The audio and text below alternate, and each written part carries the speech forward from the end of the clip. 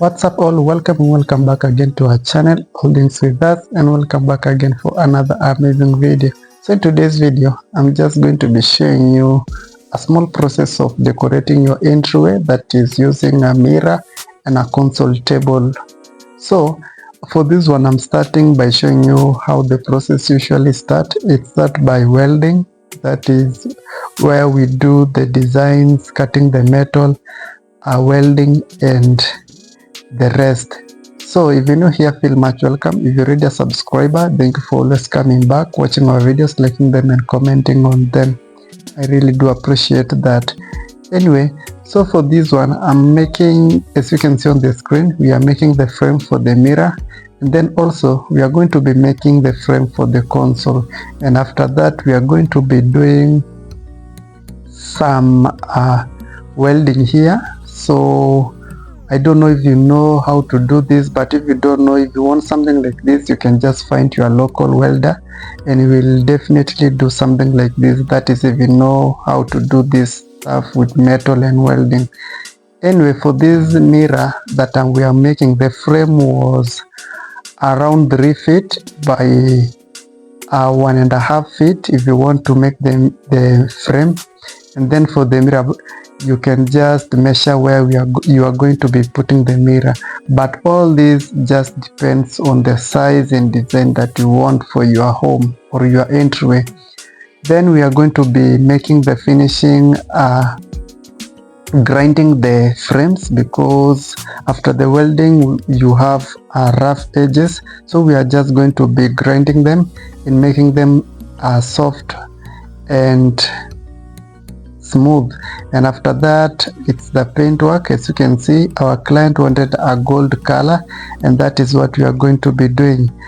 So normally if you want to do this paint work, if you've been following me, I usually start by priming each and every item that I make. You just prime it and then you do the paint work again, and I usually use AC based paints, that is the paints for the cars, because they are long lasting and they bring out the work very neatly.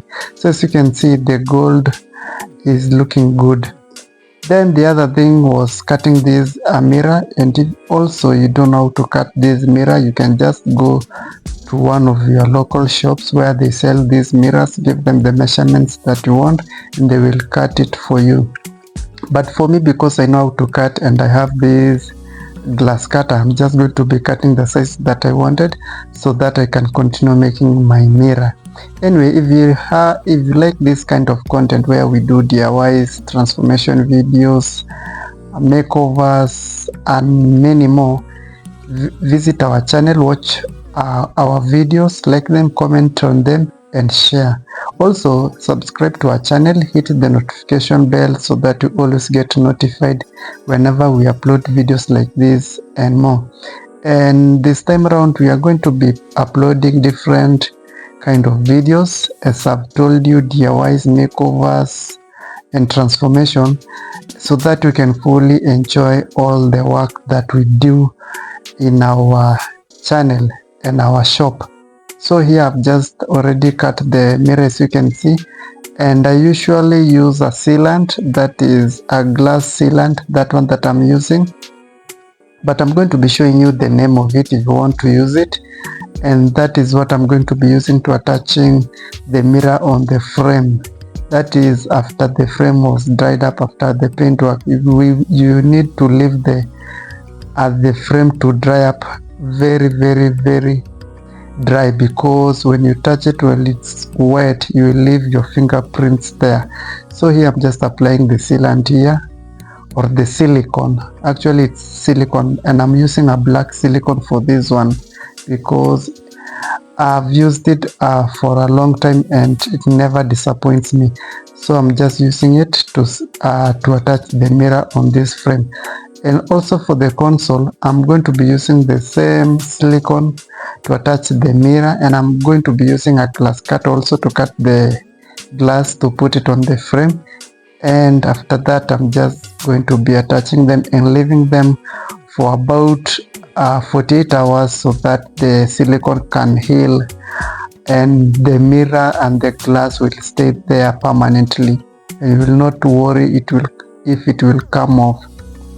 Yeah, and so just visit our channel, watch more of our content and enjoy them. As I've told you, we have a variety of videos, and this is how the glass cutter looks like, and that is what I usually use to cut glasses and mirrors while doing these DIYs.